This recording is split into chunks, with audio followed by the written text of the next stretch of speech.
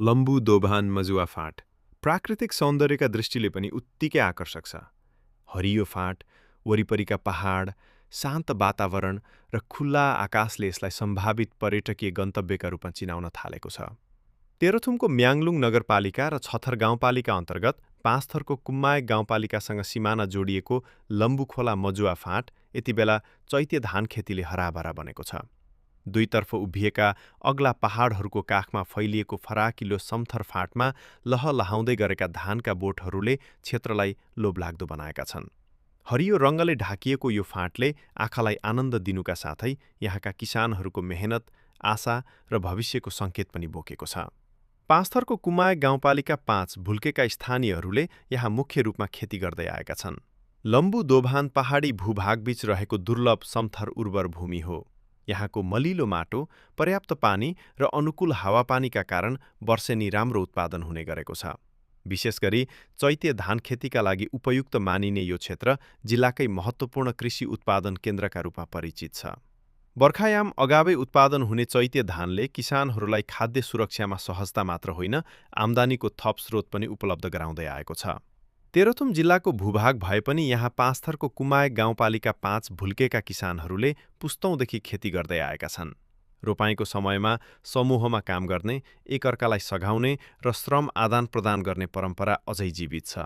खेतमा एउटै लयमा काम गर्ने किसानहरूको दृश्यले गाउँले जीवनको सामूहिकता र आत्मीयता झल्काउँछ। उत्पादनका हिसाबले पनि मजुवा फाँट सम्भावनायुक्त देखिएको छ। कुम्मायक गाउँपालिका 5 का वडाध्यक्ष निर्मलराज घिमिरेका अनुसार स्थानीय डिल्लीराम भण्डारीले गत वर्ष अरूकै जग्गामा खेती गरी 65 मुरीसम्म धान उत्पादन गरेका थिए। सामान्यतया एक सिजनमा 12 देखि 14 मुरीदेखि 65 मुरीसम्म उत्पादन हुने गरेको छ।